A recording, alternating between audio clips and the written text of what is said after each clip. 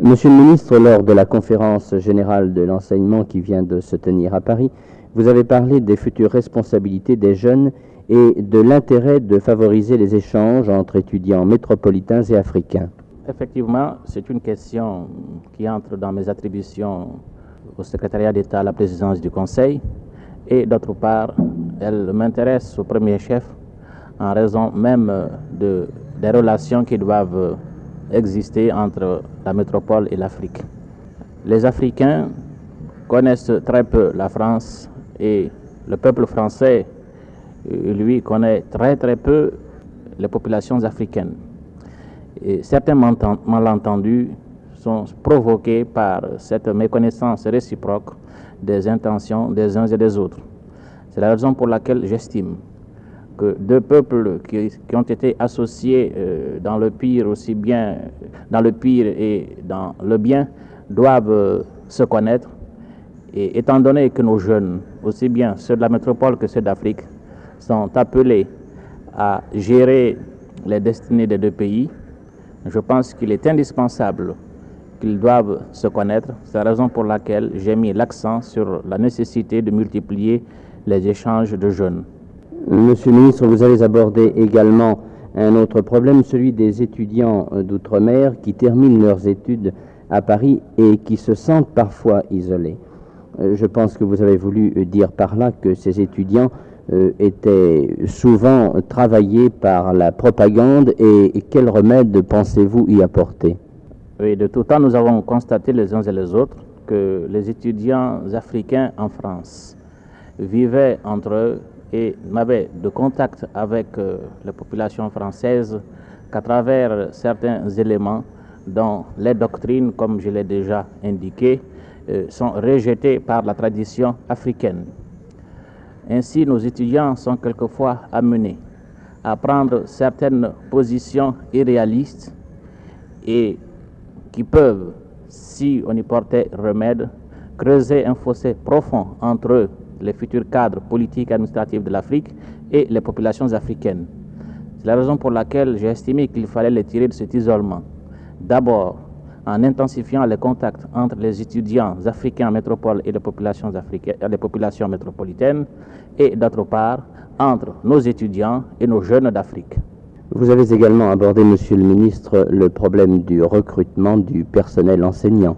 Oui, c'est un problème très crucial parce que je sais qu'à la dernière rentrée scolaire, certains territoires manquaient de professeurs. Et je crains d'autre part que la rentrée prochaine, les mêmes difficultés fassent jour. C'est un problème très important qui ne peut trouver sa solution qu'en intensifiant les contacts entre les responsables de l'enseignement dans les territoires et le personnel enseignant en métropole. C'est un souci d'ailleurs qui a été exprimé par tous les enseignants à la dernière conférence et je me réjouis de la prise de position du ministère de l'Éducation nationale en ce qui concerne ce domaine. Eh bien, je vous remercie, monsieur le ministre. À ce début d'avril, nous n'avons pas beaucoup de chance. Nous nous rendions encore ce matin à Orly lorsqu'il neigeait encore sur Paris. Et c'était pour quoi faire? C'était pour aller accueillir M. Modibo Keïta, secrétaire d'État, le président du Conseil, et qui rentrait de Dakar où il venait d'assister à la seconde conférence de regroupement des formations politiques africaines. Il a tenu devant la presse parisienne et la radio une conférence de presse de laquelle nous avons retenu les extraits que voici. Nous avons eu une semaine très occupée, d'abord avec les autres formations politiques. Nous avons examiné les modalités de regroupement, mais n'avons pas pu nous mettre d'accord avec les autres formations politiques. Le RDA tenant à ce que le regroupement se fasse sous son sigle. Après ce désaccord sur l'unité organique, les autres formations politiques se sont retrouvées sous l'appellation du Parti du regroupement africain. Et avec le RDA, ils ont arrêté la formule de l'unité d'action. Je ne peux rien présager de l'avenir de ce nouveau mouvement. Les événements se chargeront de démentir les pronostics favorables ou défavorables. Mais je tiens à affirmer qu'en aucun moment le RDA n'a eu à souffrir du moindre complexe et il envisage l'avenir avec beaucoup d'espoir. Avant-hier, pendant 3 heures, j'ai eu à discuter avec les étudiants soudanais qui m'avaient demandé une rencontre.